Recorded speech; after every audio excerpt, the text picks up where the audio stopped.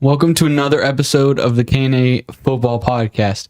We've officially finished 11 weeks now, and we've reached the part of the season where we're starting to look at playoff pictures and see who has a path to the playoffs, who has a path to the first round bye, and all that fun stuff. There's a lot to talk about this week, so we're going to not mess around, not waste any time. We're going to jump right into it. This is K&A Football.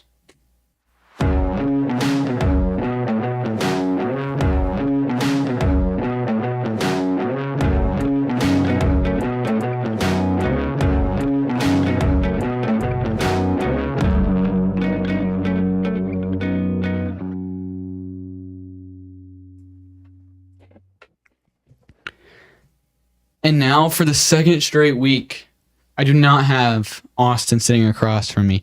We all know, if you watched last week, Austin was sick. Austin was sick.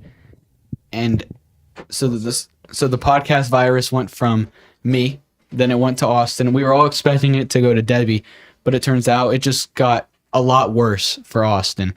And Austin was actually hospitalized with pneumonia and was very, very sick, and so he's still not here. He is back home, but he's not in condition to do a podcast right now, so prayers to Austin. And if you've been, listening to the last couple episodes, Austin made a remark about pneumonia, but we're not going to get into that until Austin's back because we'd like to make fun of him once he's 100% back to normal, because it's a little mean to make fun of somebody when he's still dying on the couch, so we're going to wait to make fun of him, but in the meantime, we have a special guest this week. I believe it's his second time on the podcast. I'm not going to call him Kerry. I'm going to call him Dad because this is my dad, Kerry Sommers. Welcome to the podcast. Thanks, Kadin. Thanks for having me. This is great. I'm glad to be here. What is more American than a father and son sitting at a table and talking about all the football games from past week? So I hope that... Austin, I hope you're doing good. Hope I can pull my weight and do half as good as Austin does. But I'm excited to be here. Years ago, I was on a steady path to become the next Stephen A. Smith. But I decided to give all that up and become a deck builder. And I love working outside in the cold. So I gave all that up to be in construction and be a deck builder. But I'm excited to be here, talk about these games. And where the NFL's headed here in the next week. Mm-hmm. You were talking about wearing your Browns jersey, but you said you were a little bit too embarrassed to wear them today. But we'll get to that game. Yeah. So we don't want to waste too much time before getting to that one. So let's just jump into the top 3 plays of the week. Play number 1 is actually from that Browns game. Taysom Hill had himself an amazing day. He had not 1, not 2, but 3 touchdowns in this game. And his third touchdown was a 75-yard just run off to the left and took it to the house. Debbie, if you want to roll the clip here. This game was out of reach. It was 28-14 here with only a couple minutes to go.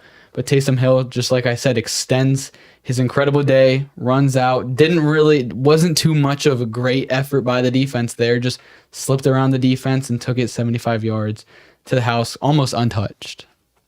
Yeah, I mean, that's embarrassing. As a Browns fan, the defense, what in the world are they doing? Taysom Hill just went off that day. 3 long touchdowns and just had an incredible day. And as a Browns fan, I am embarrassed. I hope they are embarrassed because that display that they put on there was not good. Yeah. If anyone in their right mind started Taysom Hill in fantasy football, you were rewarded. Congratulations. Yeah. The next play is going to be a play that we saw very similar last week. We saw the Chiefs beat the Broncos on a blocked field goal as time expired. And now we see in a big rivalry game, Bears and Packers, Bears have a chance to beat the Packers for the first time. They at the moment, they had lost 10 straight games to the Packers. They're finally looking like they're going to get their first win against them. Caleb Williams, big game, big momentum for the Bears. They finally got over the hump and beat the Packers. 46-yard field goal. But Debbie, if you want to roll the clip here, they go to win the game 46 yards away, and the Packers blocked it. Bears continue their losing streak to the Packers, and they've now lost 11 straight to the Packers. Yeah, can you believe the last time that the Bears beat the Packers, it was before COVID? I mean, that is crazy. And the kicking woes for the Bears just continue. I mean, you remember years ago in the playoffs they had the double doink, and now they get a blocked kick, and that just kind of sums up the season for the Bears. It was. I know Bears fans were covering their eyes even before that kick because a lot of them were so excited, but they know what's coming. They know, as a Bears fan, they can't have anything good, especially when it comes to kicking and especially when it comes to playing the Packers.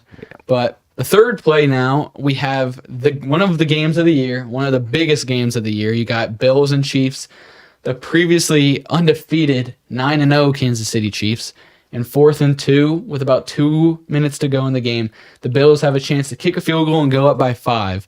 But the Bills have seen that story way too much, where they play too conservative and just take a one-possession lead, and they give the ball back to Mahomes. And Mahomes does his magic and gets down the field and takes the lead. And so the Bills said, no more of that. We're gonna win this game right here. We're gonna put it out of reach. And so 4th and 2 from the Chiefs' 26-yard line, Josh Allen goes ahead and does this on 4th down. Gets the ball, looks around, and then he decides to take off. Not only gets the first down, breaks a tackle, breaks 2 tackles, and falls into the end zone for a massive 26-yard touchdown run. They called it the play of the year on the broadcast, which is a little bit of victim to the moment because obviously we saw the Jaden Daniels Hail Mary earlier this year, so I don't think that could be play of the year. But in terms of the situation and the game and the stakes between those two teams, definitely one of the biggest plays of the year. Yeah, and you know what everybody in that stadium was thinking on that 4th down play. They're thinking, they're not going to get it. They're going to stop us. We're going to give the ball back to Patrick Mahomes. He's going to drive down and do what he does and score and win the game. And everybody in America that was watching that game thought that's what was going to happen. So I was really happy for all the Bills fans. I like the Bills, and just for all those people in that stadium watching that game. I can't imagine if that was my Browns and how excited I would be to witness that. That's pretty cool. I'm pretty happy for the Bills. Yeah, and I think most of America rejoicing that absolutely the Chiefs have finally lost a game. Yeah. I know us at K&A Football were a little bit bummed because we had a big stake on the Chiefs this year, making a prediction back in, I think, week 5, predicting the Chiefs go undefeated and win the Super Bowl. But now that they've lost, we can go back to rooting against the Chiefs. So it's not the end of the world, Debbie. I know you were really sad. But all right, let's jump into the rest of the games this week, the Week 10 scores. We're going to start it off on Thursday Night Football with the Commanders and the Eagles. It was a really big game for the NFC East. Winner got first place in the NFC East. And the Eagles are quietly rolling as they win this one 26-18. I believe they've won 6 games or 7 games in a row now. Jaden Daniels kind of struggled. He threw a garbage time touchdown in this game. Commanders have now dropped 2 in a row to the Eagles and to the Steelers. Both are very good teams, but there's been a lot of questions about the Commanders and about can they beat a true team? Are they truly contenders, or are they just beating up on the bad teams? While the Eagles, on the other hand, they are, like I said, very quietly winning games. I believe they've won 6 in a row now. Jalen Hurts had a good game, but Saquon Barkley had 146 rushing yards with 2 touchdowns. He continues to be a phenomenal addition, and the question marks, like I said, about the Commanders continue. Yeah, if I'm in the NFC, I'm getting a little bit nervous watching them guys. They're getting stronger and stronger, and man, Saquon Barkley, wow, what a day he had. 146 yards and 2 touchdowns. And I watched a lot of that game, and I was actually kind of pulling for the Commanders, and they were leading. I thought they had it, and I think I went to bed and woke up the next morning, and I was like, what in the world happened? And seeing how Saquon just went off, man, I mean, if you're a Giants fan right now, you got to be just hating life right now. It's like, how do you give up that guy? I mean, that guy is phenomenal. What an incredible running back. And yeah, things are clicking right now for the Eagles. And watch out, they could, as they get momentum, they could be a serious threat in the NFC this year. The NFC right now is looking like almost like a 2-team race between the Lions and the Eagles, barring some other teams that could come up. But the way things are going right now, it is really looking like a collision course in the NFC Championship between the Lions and the Eagles. And I think NFL fans would be thrilled with that because I think that has potential to be an amazing game. It does. All right, next game. This is definitely not as high of stakes. If you're not a fan of one of these two teams, you maybe didn't watch this game, but the Raiders went down to Miami. The Dolphins, coming off of a big win last week on Monday night against the Rams, won this one 34-19. Not too much unexpected in this game. Tua had a good day with 288 yards and 3 touchdowns. Achane had a good day. Tyreek Hill got back in the end zone. But there's not too much of craziness that happened in this game. But what I think is the biggest takeaway is the Raiders' rookie tight end, Brock Bowers, in this game had 13 receptions for 126 yards and a touchdown as a rookie tight end. You don't see that from a lot of tight ends, period, but he continues to just play amazing football as a rookie week in and week out with Gardner Minshew and Aiden O'Connell as his quarterbacks this year. I think he has been the only bright spot in Vegas so far this season, and I think it should be the staple of their team as the years go on. And I think they found a gem in the first round this year. Yeah, I agree with you. I want to focus more on the Dolphins, though. I'm going to say a hot take here. I think the Dolphins, as Tua has been in there more and more, he's getting better and better every week. I mean, this week he was 28 for 36, 288 yards and 3 touchdowns. And I think that if he keeps playing like that, they could be a sneaky pick to get into the wild card and to maybe cause a little havoc in the playoffs this year. They got so many weapons, with their receivers and their running backs. They could be a dangerous team, and I like Tua. If he can stay healthy, he could be dangerous. And I might have a be a little bit biased towards him because he's on my fantasy team, and my team one year was called Do It for Tua, so I'm a little bit of a Tua fan, but they could be dangerous. I don't know. I mean, I don't think the Raiders aren't anything, but I don't know. It'd be interesting to see what they do in the future. Yeah, like you said, their offense is always going to be dynamic when they're all there and healthy, and their defense has played a lot better since Tua's been back. It's kind of weird. Tua just is the heart and soul of that team. So if Tua's healthy and the rest of that team's healthy, they can absolutely make a push. Absolutely. All right, the next game here, I'm actually going to let you take the lead on this one. We got your team that we talked a little bit about already, but the Browns going to New Orleans and losing this one pretty convincingly, 35-14. Here's what's sad is the betting line on this game was 1 point. And look at the score, 35-14. I mean, it was like we didn't even show up. And I don't understand. A year ago, our coach, Stefanski, he was coach of the year. And we looked amazing. He took 4 starting quarterbacks, and we went into the playoffs and looked like a serious contender. And this year, we look absolutely awful. And Stefanski now is on the hot seat. I mean, they are literally talking about him not making it out of this year. And coming up, we got the Steelers. And as a Browns fan, you probably know that when we play the Steelers in midseason and we get beat by them, we lose a lot of coaches. That's when our coaches get fired. I mean, you can go back to so many coaches, Hugh Jackson, so many of them that have gotten fired after a Steelers loss. So I'll be honest with you, I'm a little bit nervous about the coming week here because we look horrible. The penalties, the guys don't look like they're ready to play. I don't understand what happened this year to our team. We had an amazing offense last year, and they decided to bring in Dorsey from the Bills, who the Bills let go. And now after they let Dorsey go, the Bills look absolutely unbelievable. And we bring in Dorsey, and our team looks horrible. I love Nick Chubb, but you can just tell he's just not quite the same guy that he was before his injury. But I do love him. I hope they keep him forever. And but yeah, I was thinking about wearing my Browns jersey tonight, but I was just too embarrassed. So I did wear this shirt here. It says Cleveland or nowhere.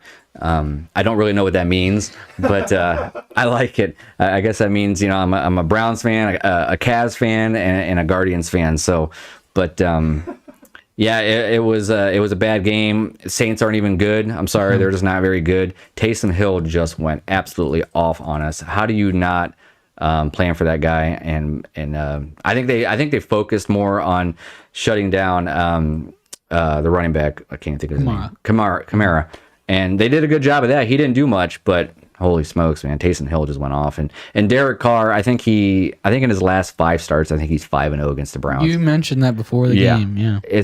He just dominates the Browns. I don't get it, but well, that's the Browns for you. Yeah, Saints with their interim head coach now are 2-0.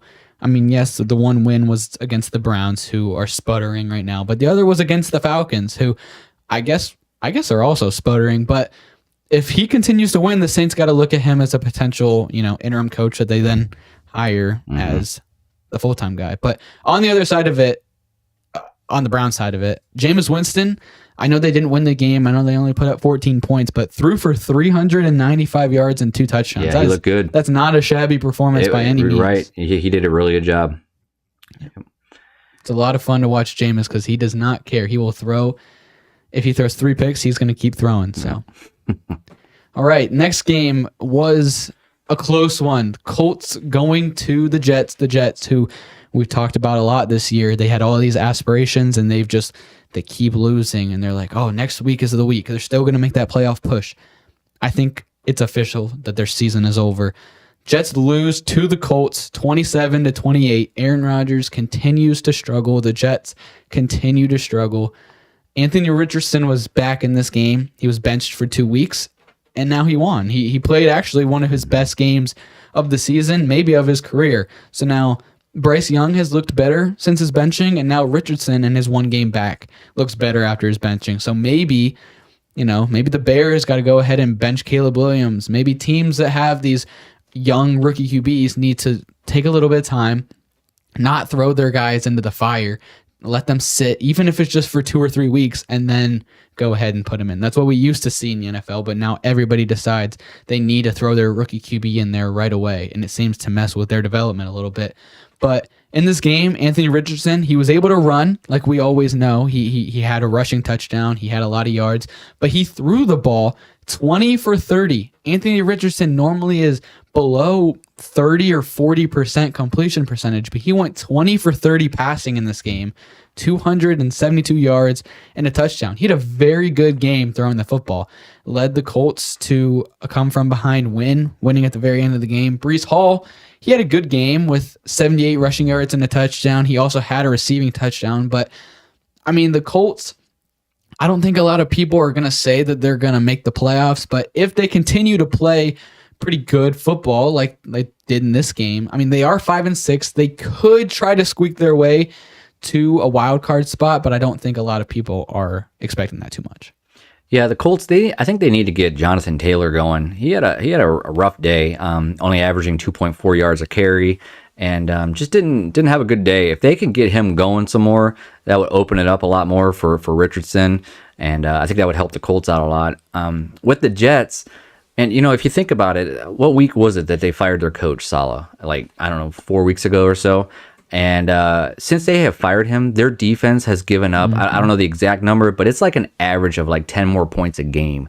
So Saleh definitely wasn't the reason for their struggles. I mean, he definitely wasn't the formula to help them, I don't think. But they are just struggling all over the place. And I hate to see that. I know a lot of people do not like Aaron Rodgers, and for many, many reasons that are legit. But he is one of the greatest talents that I've ever seen in my life, and I hate to see him struggling like this. There's not much more fun with the NFL than watching Aaron Rodgers when he's on, and how he can just fling the ball to these guys. And so Jets are in trouble. They obviously need a new coach, and they need to break down that team and I don't know, maybe start fresh. I don't know. Yeah. But It's week 6. Week 6, okay. Yeah, so 4 weeks with their interim head coach, and their defense looks really bad. Mm-hmm. And they actually went ahead today, the Jets did, and fired their general manager. So when one thing's going bad, they're just blowing it all up, it seems. They said earlier today they don't want Aaron Rodgers back next year. I don't even know if he's still going to be in the NFL, but it sounds like if he is, they're going to try to push him to the curb because he's struggling. That's too bad. Yeah. Nobody expected this from Aaron Rodgers. They maybe didn't expect a great season off of the Achilles injury, but no one expected this bad of a drop-off. Maybe next year now, maybe ESPN and NBC, maybe they won't put the Jets on primetime every other week. I mean, seriously, like, it's either them or the Giants every week. I get so tired of watching them. I get it, they're in New York, and I get it that they bring in a ton of people watching them, but they're not good. And they've been two of the worst teams for literally like my entire life. And I feel like every other weekend, they're either on Sunday night, Monday night, or Thursday night, and I've had enough of watching them. So hopefully the NFL gets the picture, but I doubt it. Because I don't think any of the New York teams are on primetime this week, which is one of the first times this season. Well, don't worry, because Thanksgiving is coming up, so. It's true. All right, next game, we have the Vikings and the Titans. The Vikings, one of those teams that are very surprising when you look at their record. Like, I know they started 5-0, like I said last week, but the Vikings are 8-2, and they seem to be struggling in some of these games, but they are 8-2. They're winning these games. They go ahead, they play the Titans, who nobody's expecting to maybe win a game the rest of the year. They're sitting at 2-8. The Titans are kind of just in control to go ahead and get a top 5 pick, go ahead and just start fresh, get a rookie QB and start over. But they lose this one 13-23. Sam Darnold had a much better day than he did last week. Threw for 246 yards, 2 touchdowns, and no picks. That's the big part. He did fumble pretty early in this game, but aside from that, pretty clean day from Sam Darnold. Aaron Jones couldn't really get it going on the ground in this game, but through the air, Justin Jefferson had 81 yards. Jordan Addison had 61 yards and a long touchdown. I mean, the Vikings did what they had to do. It wasn't a crazy impressive game by any means, but they went in there, they handled business, and they got a pretty normal win, a win that most people expected. Yeah, I know we talked earlier about the NFC, how it could be the Detroit Lions versus the Eagles. I tell you what, I could very well easily see an NFC Championship game, the Vikings versus the Lions. Vikings are a good team.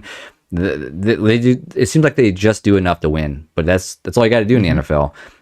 In this game here, it wasn't even as close as the score. It was 23-13. But Will Levis had a 98-yard touchdown pass, and the longest touchdown of the year so far in the NFL. And so you take that away, and it's 23-6. And I get it, it happened. So the Vikings gave it up, but they're a pretty good team. I could easily see them in an NFC Championship against the Detroit Lions, and that'd be a fun game to watch. And Titans, they're just they need a rebuild. They need a quarterback. They need a lot. So yeah, the Titans, they got 2 wins this season. I don't exactly recall who they were against. Maybe Jacksonville and somebody else, but the Bears beat them the first week. That's right. The Titans have they didn't have much expectations going into the year, but they haven't lived up to those expectations as low as they even were. Will Levis, I think it's pretty fair to say he's not a franchise quarterback. He's going to be a career backup. He had 295 yards in this game, but like you said, 98 of them came on one play, kind of a broken play, threw an interception in this game. I mean, this is what we've seen from the Titans all year. Yeah. All right, and actually, we're going to go ahead and Debbie wants us to talk about this. Debbie has 2 stats up on the screen. One of these is Sam Darnold, and one of these is Patrick Mahomes. And the one stat is 2,400 yards. The other's 2,300. The one's 15 touchdowns to 11 picks, and the other's 19-10.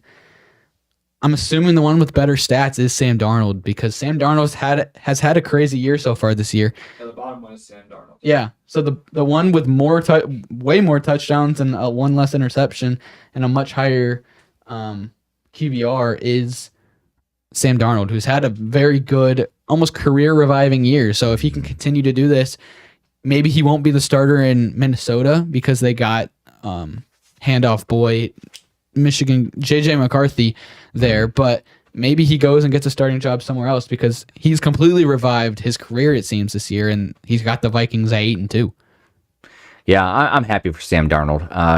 He was He could have been a Brown. He was drafted in the same class with Baker Mayfield, and Baker Mayfield's also having a resurrection year. And happy for both of those guys.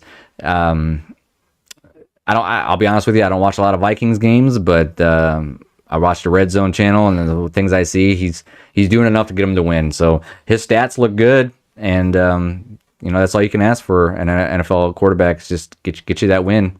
Yeah. All right, we're going to jump into, speaking of, I guess, and two more NFC North teams. We got the Packers and the Bears. We talked about this game at the start of the show. The Packers go ahead and win this one 20-19 off of that blocked field goal. Caleb Williams had a little bit of a better day than he's had in the last couple of weeks. He still did not throw a touchdown in this game. He hasn't thrown a touchdown in, I think, over a month. So that's a definitely concerning stat for Bears fans. But no interceptions, 231 yards. DeAndre Swift had a pretty good day through the ground, 71 yards and a touchdown. But it was a lot of field goals. It was kind of that touchdown. And Caleb Williams, I believe, no, he didn't have a rushing touchdown. Roschon Johnson had a rushing touchdown. So there was some field goals, and then there was the two rushing touchdowns. But Caleb Williams, he didn't do anything to lose on this game. The problem with Caleb Williams is his sacks. He tries to do too much in the pocket, and he runs around, and he takes not just like a 7 or 8 yard sack. He's taking like 11, 12 yard sacks and getting way behind the sticks. And so the Bears got the ball back with a little bit of time to go, down 19-20, and they had one drive to go ahead and try to take the lead in this game, like we saw at the end of the game. And so they start their drive, and Caleb Williams takes a sack. And then on second down, he takes another sack. And then I believe it's like 3rd and 18, and they're way behind the sticks. And Caleb Williams gets hit again, and he makes a really good play to get away and make a throw to make it, I believe, 4th and 2. And then he throws a deep ball to the rookie receiver, Odunze, who then makes an amazing catch. And the Bears are rolling, and they get to about the 35-yard line with a whole timeout and about 38 seconds left. And the Bears are content, which I don't understand. They have a timeout. They have time to run another play, call a timeout, get out of bounds. They have a lot of time to try to move closer and make it easier for your field goal kicker, but they were content with kicking this 49-yard field goal, which we ultimately know they went ahead and it was blocked. So if the Bears play a little more aggressive and go for the closer field goal, maybe things are different. But ultimately, the Bears lose this one by 1. This is something that Caleb Williams, this is what the knock on him was when he was in college, was he held onto the ball too much. And you can do that in college and get away with it, but in the NFL, you just can't do it. And I feel bad for them. They're struggling. They are definitely in the market for a new head coach, I believe. I think it's them and the Browns are going to be battling over a couple guys, maybe Vrabel, or I'm not sure who, but I definitely think that the Bears are going to be in the market for a new coach, and they need to get an offensive coach in there. I think that they need to get a head coach in there who has an offensive mind that can help Caleb Williams. He's got good wide receivers. He just they just need a better plan on Sundays. So yeah. But on the other side of it, the Packers are now 7-3. So the NFC North has, the Lions, who we're going to get to, and then the Vikings, who are 8-2 that we just talked about, and the 7-3 Packers. So it's very, very likely that we're going to see 3 playoff teams from the NFC North. And the Packers are another one of those teams that, they were losing this entire game, and they come back at the very end. They found a way to win, and they don't look like a dominant team every week, but they're doing enough to win these games. I think 2 of their losses are to NFC North teams. So aside from that, their only loss is to the Eagles. So, the Packers are, again, doing what they need to do to win, and Jordan Love is playing good enough, 260 yards here, a touchdown and a pick. The Packers are another team to pay attention to in the NFC. Yeah, Packers are good, and I agree with you. I could easily see 3 teams in the NFC North being in the playoffs. That's a really tough division, and I think the Packers are going to be a team to contend with. Yeah, and the Packers, like we talked about in the beginning of the show, their 11-game winning streak now against the Bears.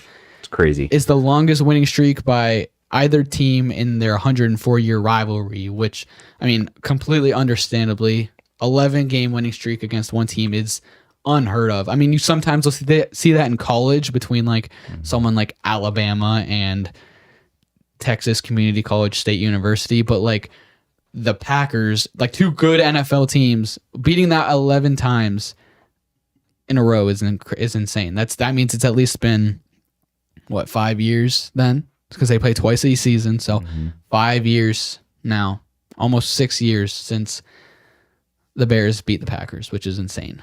I can imagine that the Bears fans absolutely hate the Packers. Which makes the blocked field goal so much worse. Yeah. I mean, even when the Browns were really bad for many, many years, they still would sneak a win in there against the Steelers or the Ravens or, 11 straight games. That'd be tough to take as a fan. All right, and then the NFC team that we've been talking about a lot, the Lions, they go ahead, they're playing Jacksonville, and they continue to look like the best team in the NFL by a mile. They won this one 52-6. I mean, we talked about the Vikings. We talked about the Eagles.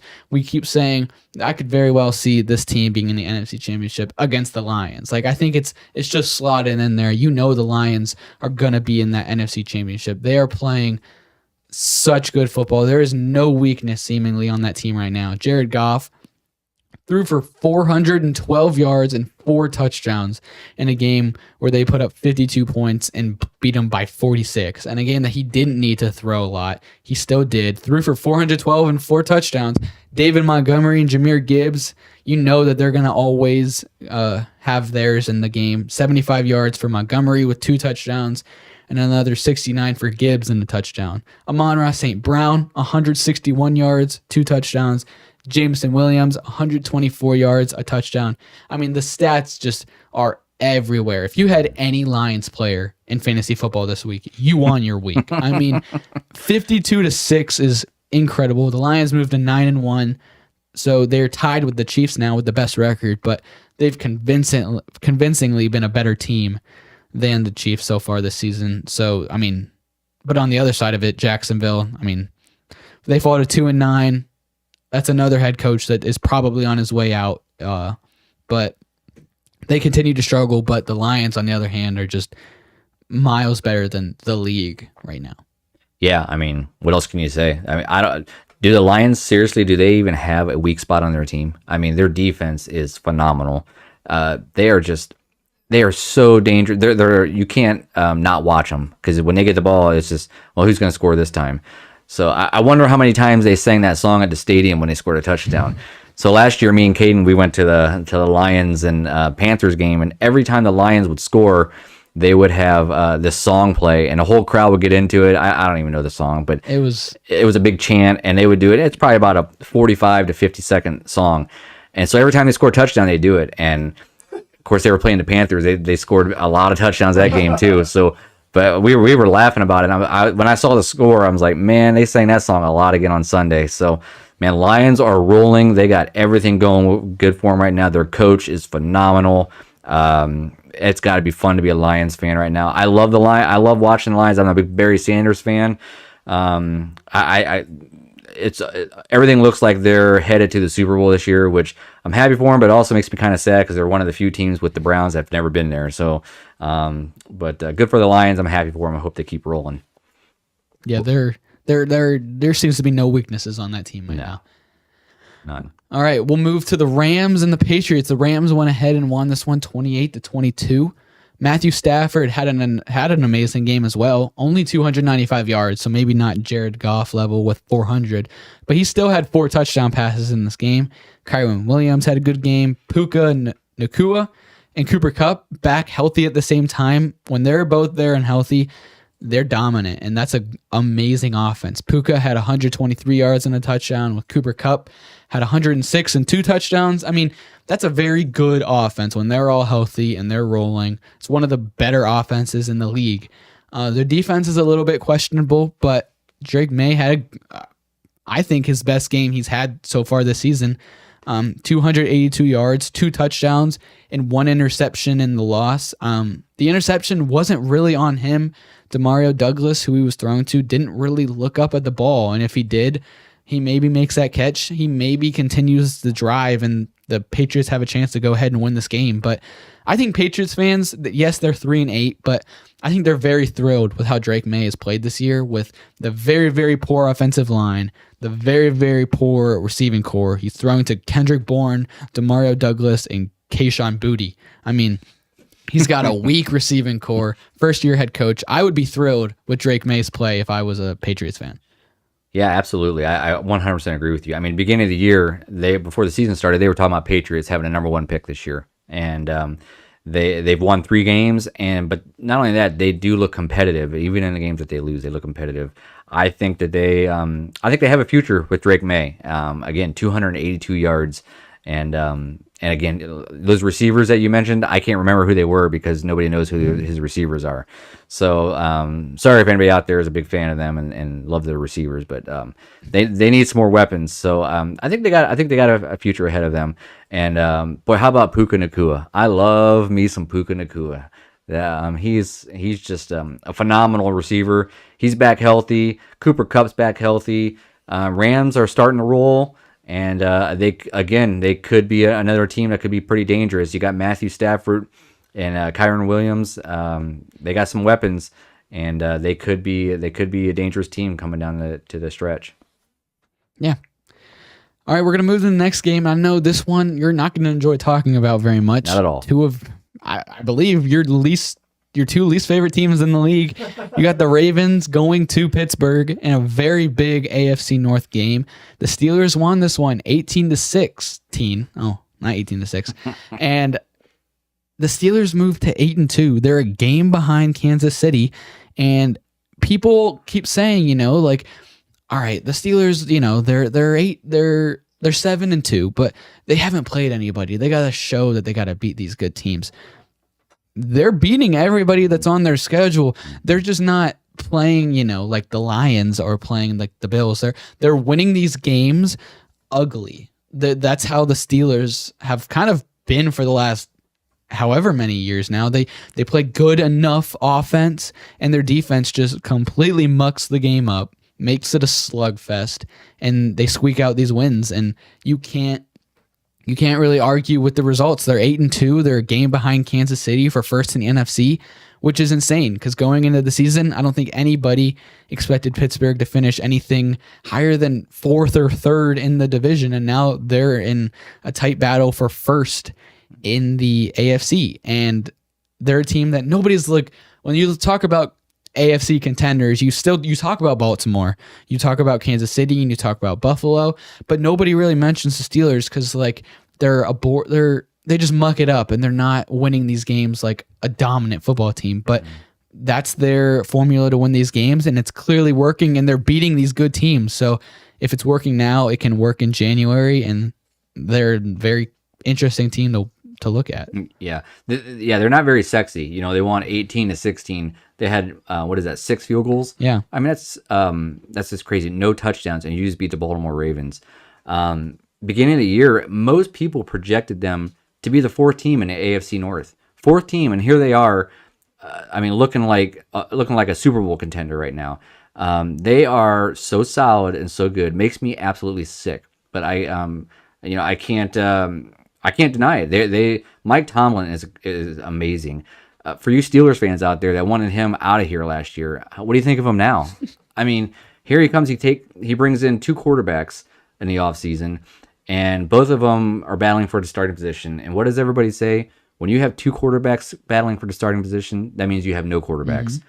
And here he goes and takes both of them, and they're just winning and winning and winning. Now, I will say, though, they do have a tough schedule coming up. Their schedule the second half of the year is really brutal. Of course, 2 of those games were supposed to be against the Browns, so those are 2 byes now. But the other games, they got a tough schedule ahead of them.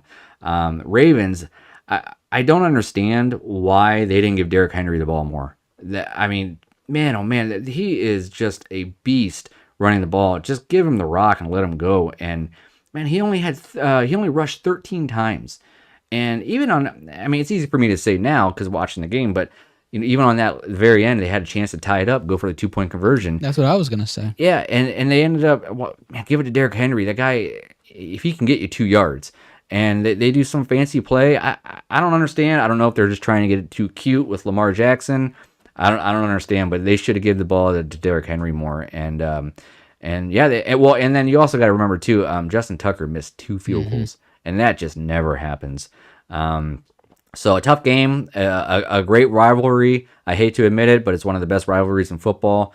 Me personally, I wish it would have been 0-0, and but it was a good game, and both of those teams, I could see them meeting in the playoffs. Yeah, it is a great rivalry, but crazy enough, the Steelers have won 8 out of 9. Wow. Of the last games. That is crazy. And if you think about these teams the last couple of years, the Ravens have been Super Bowl contenders every single season, and the Steelers have been squeaking into the playoffs. But it definitely, you would imagine at least be split, or the Ravens have the lead. But at 8-9, they're 8-1 in their last 9, which is that's crazy, insane. That speaks to the coaching of the Steelers. Oh yeah, absolutely. And they were 3.5-point underdogs in this game. Man, if I don't know why I didn't take like a lot of money and put it on the Steelers there, because I mean they just 3.5-point underdogs at home. Yeah, I'll take that all day long. We do not bet at the K&A. Yeah. I don't encourage anybody to bet or anything, but I just happen to see the line.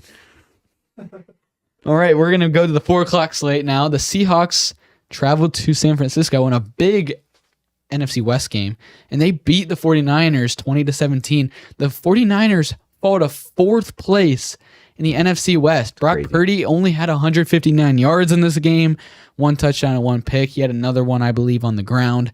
McCaffrey hasn't really gotten all the way back up to speed yet. Juwan Jennings is the man for that offense right now. He had 91 yards in this game. Debo's kind of non-existent, 22 yards. I don't know what's going on in San Francisco. They continue to struggle, and they continue to lose games they shouldn't be losing. They've dominated the Seahawks in this rivalry in the last couple of seasons, and they lose this one, fall to 4th in the division, and their path doesn't get any easier. We're going to talk about it later, so I won't get into their full schedule, but they have a really tough slate of games coming up. So it's going to be a hard road ahead for the Seahawks or for the 49ers to even get into the playoffs. And fortunately for them, they're not in a dominant division. 3 teams in that division are 5-5, and the Cardinals are 6-4. So they have a chance to pass them up, but it's definitely going to be a hard road. But the Seahawks, on the other hand, doing what they have to do. Geno Smith with 200 yards in this game, didn't throw a touchdown, but Jackson Smith-Njigba is really having a second-year breakout, had 110 yards in this game. DK Metcalf is always going to be there. I mean, they did what they had to do to go ahead and beat a rival in a game that they weren't really expected to win, but they go ahead and keep the 49ers struggling. Division games. These division games are so tough. Both those teams are 5-5. I would have thought for sure at home, 49ers would have won that game. And I watched that whole game, and it was a phenomenal game. Yeah, Juwan Jennings. I hope I pronounced that correctly. So Juwan Jennings. I think it's Juwan. Juwan, whatever. But he looked phenomenal. I mean, I think that he is could very easily be the next year or two their number 1 wide receiver. Man, oh man, like so many times on 3rd and long they'd go to him, and he would just fight until he got that first down. He was fun to watch.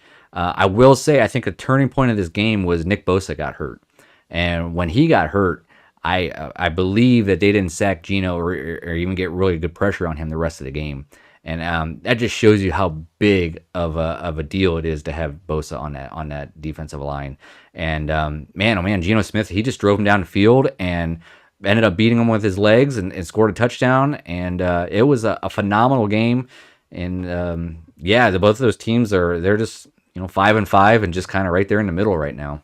Yeah, all of the Seahawks touchdowns came when Nick Bosa was on the sideline, whether that be injured or whether that be just taking a breather. So Nick Bosa is a massive part to that defense, and hopefully doesn't miss too much time for the Niners, because they definitely need him with this upcoming stretch as well.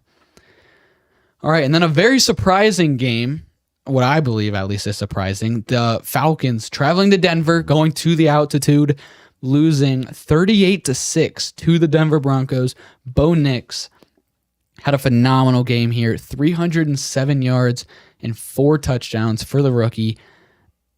He's had an incredible I guess, second half of the season, maybe not even second half, like dating back to about week 4 or 5, he's gotten better every single week.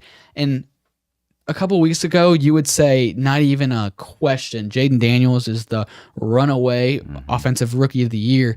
And yes, that probably is still the case that Jaden Daniels is the favorite, but you definitely have to work Bo Nix into that conversation right now, because Bo Nix is playing lights out football. He's getting this Denver Broncos team. Right now they're 6-5. They could squeak into the playoffs as well. A team that nobody expected.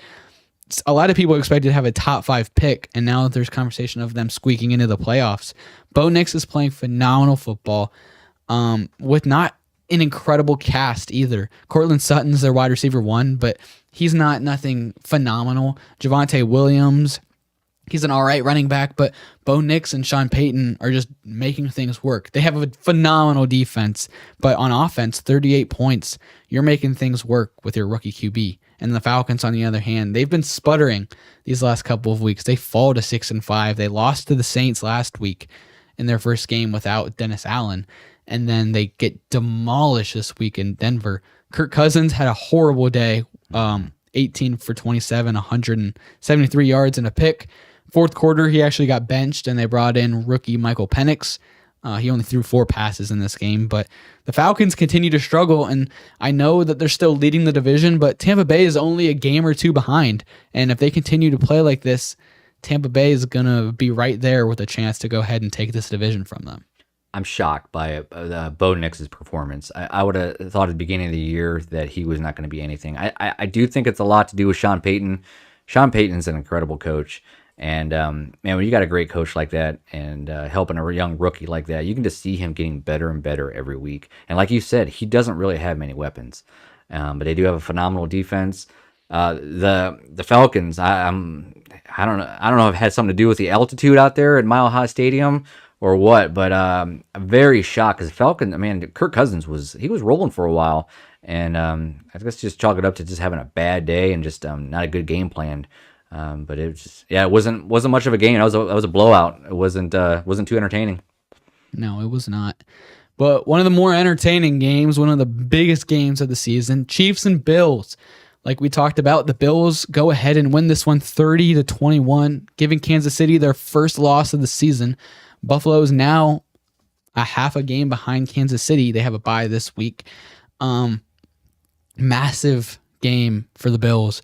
The Chiefs have always been that hump for the Bills that they can't get over, whether that be sometimes in the regular season, but always in the playoffs. And the Bills, after this game, they have the right mindset. They interviewed Josh Allen, and he said, "Yes, this is big for us. This is big for the city, but it's a regular season game, and the one that matters is in January." Most people know that these teams are probably going to face again in January. It's almost inevitable. It happens every year. But in this game, Josh Allen played phenomenal football, 262 yards and a touchdown. He used his legs with 55 yards in that touchdown run that we saw. Josh Allen has played his way to MVP favorite right now. And I know that's not, players don't, or the team doesn't care about that, but it is still, if you're in the MVP, you're the best player in the NFL, and he's putting that team on his back right now. A lot of talk was about them this year, losing Stephon Diggs and losing Gabe Davis, but they're sitting at 9-2 right now, and they're looking like one of the best teams in the NFL. They're looking better than they looked like last season. And, a massive win, going ahead and beating Kansas City and giving them their first loss. The Chiefs kind of look like how the Chiefs have looked all season. Mahomes only threw for 196 yards. He had 3 touchdown passes, which is a lot for this season for Mahomes, but 2 picks, one on the final drive of the game.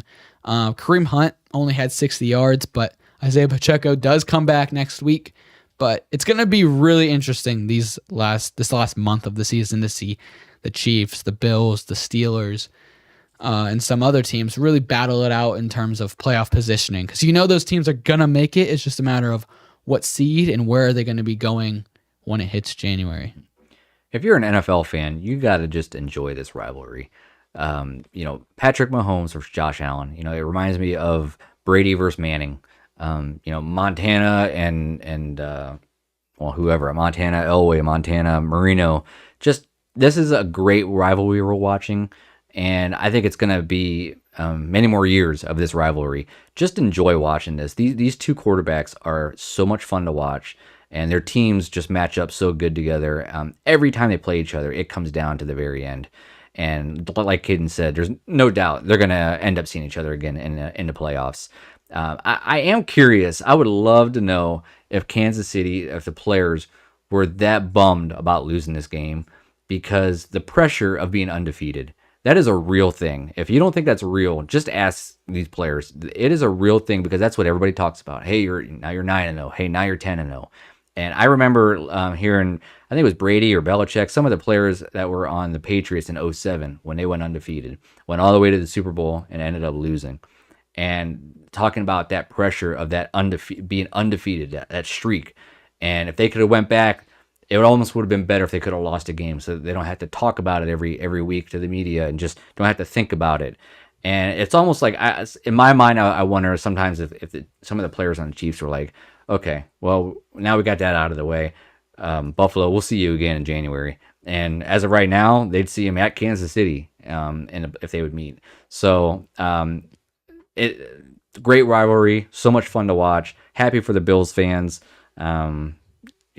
Great time. Makes you wonder, maybe they play more free.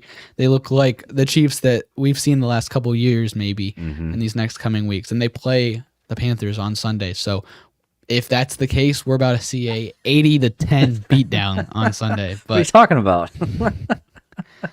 all right, the Sunday night game, Cincinnati and the Chargers. The Chargers dominated this game for the first 2.5 quarters, and then all of a sudden, the Bengals just flipped a switch. Joe Burrow flipped a switch. He ended up with 356 yards in this game and 3 touchdowns. He was dealing in the second half of this game. They were down by 21 at halftime, forced all the way back to tie it up at 27. I believe it was 27-6, and it was 27-27 late in the fourth quarter. And then it got to the point where both teams had many opportunities with about 5 minutes to go in the game. Evan McPherson missed 2 field goals in this game.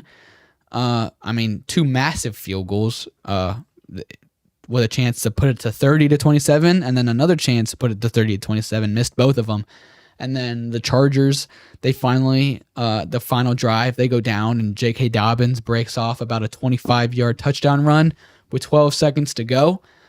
I believe 18 seconds to go, and Chargers moved to 7-3, which that's a team that not a lot of people are talking about either. They're 7-3. They're probably not going to win their division because of Kansas City, but a team that is most likely making the playoffs this year. Jim Harbaugh is a phenomenal coach and has unlocked this offense. They can run the ball, they can play good defense, and Justin Herbert has looked a lot better. I know I'm a big Herbert fan. I know a lot of people roll their eyes about that, but you can't argue with the fact that the Chargers are 7-3. Herbert's played a lot better. He threw for 297 yards and 2 touchdowns in this game. The Chargers are rolling, and the Bengals, on the other hand, fall to 4-7. And yes, if they can win out and they have a path to the playoffs, and if they do make the playoffs, that's a team that very well, as a 7th seed, could go ahead and win the Super Bowl. I mean, their offense is one of, if not the best in the NFL. They got Joe Burrow, and he's throwing to T. Higgins, who's phenomenal. Jamar Chase, who's having like one of the best seasons ever from a wide receiver, and Chase Brown's playing amazing running the football. Their entire problem is their defense. Their defense is terrible. They've been bad all season. It's been the kryptonite of this team, and it's really sad to see a team that has such potential lose all these games in heartbreaking fashion. They've lost on missed field goals to the Ravens. They lost on a 2-point conversion to the Ravens. They missed field goals in this game. I mean, you can name it. 2 great quarterbacks, 2 possibly Hall of Fame quarterbacks. Did you hear that? Harold Mansfield, Hall of Fame? Yeah, but I'm not as high on Justin Herbert as you are. But anyway, and it just shows you how big coaching is, because look at the 2 halves. Cincinnati came out in the second half. I don't know what adjustment they made, but they made a huge adjustment, and they were completely shutting down Justin Herbert in the second half. Granted, now Herbert did make a couple bad throws, but man, it just looked like 2 different games. And Joe Burrow came out in the third quarter and just looked like I mean, he looked like a Hall of Famer, just dicing up the defense and going down the field. And granted, he does have some amazing running or receivers, and I've been really impressed with their new running back Chase Brown. He looks really good. Mm-hmm. Bengals are tough. It's just everybody keeps talking about like Bengals. They're going to get on a roll and they're going to make the playoffs. I think I saw the percentage is like 15% chance of them making it now. And like you said, their defense is just so bad. I just don't see them doing anything. But man, oh man, they got a great offense. Fun game. I stayed up late and watched that one, and I was shocked to see Dobbins run that in at the very end there to score that winning touchdown. It was an entertaining game. Mm-hmm. And then the last game, the Monday night game, was not an entertaining game. We don't have to spend too much time on this one, but the Texans went to Dallas, won 34-10. Dallas their season's over. They're 3-7. Dak is injured. Their team's just in shambles right now. CeeDee Lamb, 93 yards, but a lot of it was just on little jet sweep passes. I mean, they can't get the ball to him, but Cooper Rush didn't have a bad game by any means. 354 yards and a touchdown and a pick, but I mean, their defense is terrible. Yeah. CJ Stroud didn't even have a phenomenal game. 257 yards, no touchdowns, threw a pick, but Joe Mixon ran for 109 yards and 3 rushing touchdowns in this game. That's insane. Nico Collins, first play of the game, 75-yard touchdown. That was called back due to a penalty, which was a pretty dumb illegal formation penalty, but I mean, the Texans, they're 7-4. They're not really playing like a 7-4 team. They're just, I mean, they're winning games pretty boringly, and they're sneaking under the radar. But I mean, you can't lie with the record, and they're a team that you potentially have to look at. I mean, they're in a horrible division, so they're gonna win that division, gonna have a home playoff game. So they're a team that once it hits January, you never know what can happen. But and they got Nico Collins back. They're one of those teams that if they get hot, they could do some damage this winter in the playoffs. But man, Cowboys, I'm just amazed at their defense. How bad their defense is.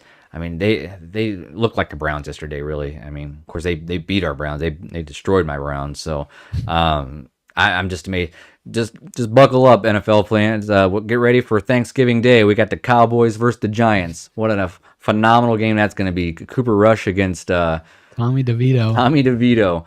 Man, oh man, what a letdown that game's going to be. And but yeah, it's just not much. Like you said, not much to say about this game. So yeah. And before we get to our Week 12 speed run, I'd like to talk to you about our friends at K&F Construction. K&F Construction has been serving the Northeast Ohio community for over 20 years, specializing in composite decks. Not over 20 years, for 20 years. K&F Construction takes the time and effort to provide the service and product that you deserve for your home. You can call K&F Construction today at 330-575-2465 for a free estimate. Again, that's 330-575-2465. And you can also visit kfdex.com, which is linked in the description below. K&F Construction, let us build your dream backyard. All right, so the Week 12 games, Austin and I have been doing our pick'ems all year. I'm dominating Austin, but we're not going to get into that. I'm not going to dog on him while he is... Did he make his picks last week? He did make his picks. I beat him by 1, so I extended my lead to, I believe, 15. But I don't want to dog on... 15? Yeah, I know. Austin, what is the matter with you? Man, I think your mom could even do better than that. Me and Evan are doing a pick'ems, and me and Evan are tied at 102, and Austin's back at 97. Is he trying to lose? That's a question Sorry, for Austin. I love you, man, but maybe I need to give you some advice on these picks. Well, maybe he can go off of your picks, because we can make our picks speed run right now. Thursday night game, your team, the Browns, against the Steelers. Who do you got in that one? Steelers. Yeah, I think that's a pretty... I don't even want to comment about it. Yep. It might snow during that game, though. It could be entertaining. Oh, I hope so. And I will say this, though, even about that game. It's a division game. Even though the Browns stink, they always play their division tough. So it could be a pretty good game. Yeah, they beat the Ravens earlier this season. They did. They did beat the Ravens, yeah. Another game that we probably will both agree on, Chiefs and Panthers. I'm going to go with the Chiefs. Yeah. Pacheco's back. It wouldn't have mattered. The Chiefs are going to steamroll. The Vikings and the Bears, it's a divisional game. I'm still going to go with Minnesota here. Yeah, same here. Tennessee and Houston, that's another divisional game. Tennessee is kind of just, there's not much going for them right now. That's another win, I think, for Houston. Yeah, I'll take Houston in that one too. And then the Lions, I don't think it matters who they're playing, but they're playing the Colts. I'm going to go Lions. Ouch. That could be a barn burner. I imagine you picked the Lions there as well. I'll take the Lions. A divisional game. This one could get interesting. The Patriots and the Dolphins. I know you're high on the Dolphins the rest of the season, but New England always plays well against Miami, but this is in Miami, so I'm going to go Dolphins in this. You say it's in Miami? It is in Miami. Oh, yeah. Do it for Tua. The Patriots, they're not going to be used to that 90-degree weather and all that humidity. That's a big home field advantage. And you know what's funny about that is they always they have the visitors' side, the field or the sideline is in the sun. So, if you're used to the New England weather and you go down there and you're in the hot sun standing there watching the game, it has an effect on you. So there is definitely a home field advantage for the Dolphins. So, yeah, I'll take the Dolphins. Next game is the Bucks and the Giants, and Tommy DeVito in his first game back. I'm going to go with the Bucks. Yeah, go Baker Mayfield. Yeah, we miss you here in Cleveland. Dallas, who is their season's sputtering, and Washington, who's dropped 2 straight. I'm going to go Washington. Washington, definitely. Not too many good games this week. No, that's not too impressive. We got Denver going to Vegas. Denver's rolling and Vegas is trash. I'm going to go Denver. Yeah, division game could be closer than you think, but I'll go with Denver. Here's a good game. We got the 49ers traveling to Green Bay. That's actually a massive game for San Francisco, but Green Bay as well. That's a tough one. There's such high stakes for the 49ers. I'm going to pick the 49ers. That's what I was going to do. Yeah? So far, we've been the same on every one of them. I don't like that. But I after coming off a heartbreak loss like that, I think they're going to come in going crazy. Yeah, they absolutely need this win if they want to continue their hope at the playoffs. If they lose this, it's going to look very bleak very soon. So I think 49ers need this win, and I'm picking them. Next up is a divisional game, a massive divisional game. The Cardinals and the Seahawks. Winner, I believe, has first place in the NFC West. It's in Seattle. It's a very hard place to play. But the Cardinals are coming off of a bye, and they look really good lately. I'm going to still go with the Cardinals here. Yeah, same here. I think coming off that bye, get a little bit of rest. And again, a divisional game. I know it's in Seattle. It's a tough place to play, but they've been there many times. I'm going to go with the Cardinals. And then the Sunday night game is Philly, Debbie's team, and the Rams. The Rams have looked a lot better as of late, but I'm still going to go with the Eagles because the Eagles have quietly won 6 in a row, and they look really good. Yes, sir. Yeah, it sounds like we're going to be on the same page with every game. I'm going with the Eagles also. This one. This Monday night game This Monday night game is going to be good. Baltimore travels to the Chargers. That's another massive game. Let me pick first, so that so you can't say that I just picked everyone that you. Okay, got. no, let me. I don't even know who I'm picking yet, so I gotta really dive deep here. So it's Baltimore at the Chargers. Chargers has had a big win, close game. Baltimore just had a loss. I'm gonna go with Baltimore. I picked the Chargers. I think they're rolling right now, and they look up and they see Kansas City is only 2 games ahead of them, and they play Kansas City again this season. So there's not outside the possibility that they could still take that division. Kansas City has to play Pittsburgh later this year, so I'm going to go with the Chargers. I think that they still have a path to winning that division, which is crazy. But you said it's a Monday night game? It is Monday night. That's a great Monday night football game. That's for all you fans out there, that's a good time to get together with all your buddies and have some chicken wings and watch the game. All right, we are almost done with this episode. We have one more segment. We're going to take a little bit of a break, and we will see you guys in a minute.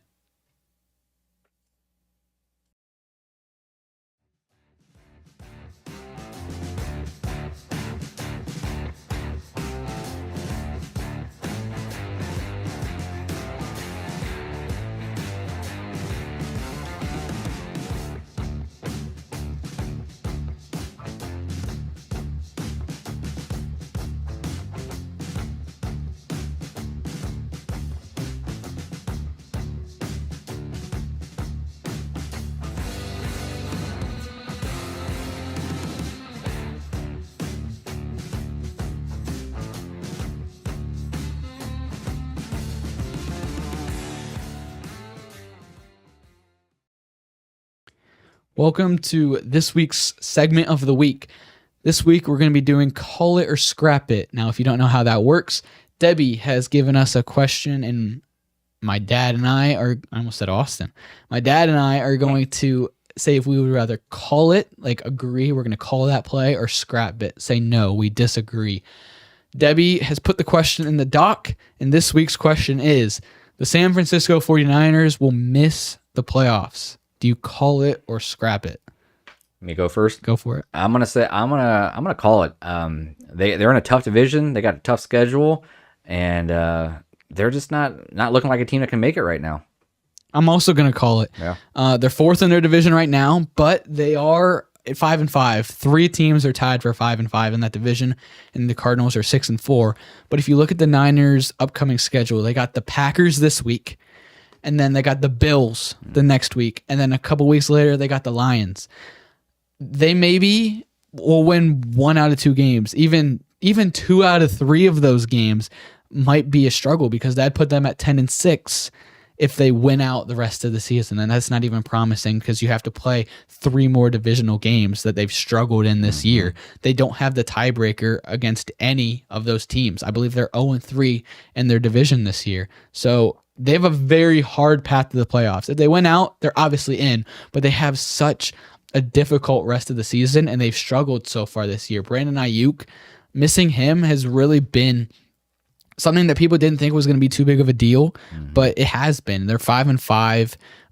Nick Bosa's injured. We'll see how much time he has to miss, but if he misses any extended time, that's a massive loss for this team, because they're a completely different team when he's out there. So I agree with you. I'm going to call this one, and unfortunately, a team that was in the Super Bowl last year, I don't think they're going to make it this year. Yeah. On a one counterpoint with that is, even though they are right now technically 4th in their division, they are tied with the Rams and the Seahawks. They're only 1 game behind the Cardinals. So if they do, catch lightning in a bottle and start playing like we know that the Niners can play, they could still win their division, only being one game back. But I'm gonna have to call it. I'm gonna say 2. I don't think they're gonna make it. Mm-hmm. One thing that we see a lot is the Super Bowl hangover. When you go to the Super Bowl and you lose, it is really hard to not even make it back, but make the playoffs the next year. We've seen it so many times. We saw the Panthers in Super Bowl 50 just fall off the face of the earth after that. We saw the Bengals, I believe. They still went to the playoffs the next year, but like teams, the Eagles, they really fell off last season. I mean, it's very common. It's a crazy stat how often it happens, almost every year. Yeah, and it's something that you don't really think like that. That makes no sense. You're pretty much the same team. You have that experience now. You should be more motivated, but teams just can't get over that hump, and we're seeing that this season with the 49ers. The one team that got over that hump in the last few years was the Chiefs. When they lost to the Bucks, they came back next year, and again, they were amazing. But other than that, it's very common theme. Yeah.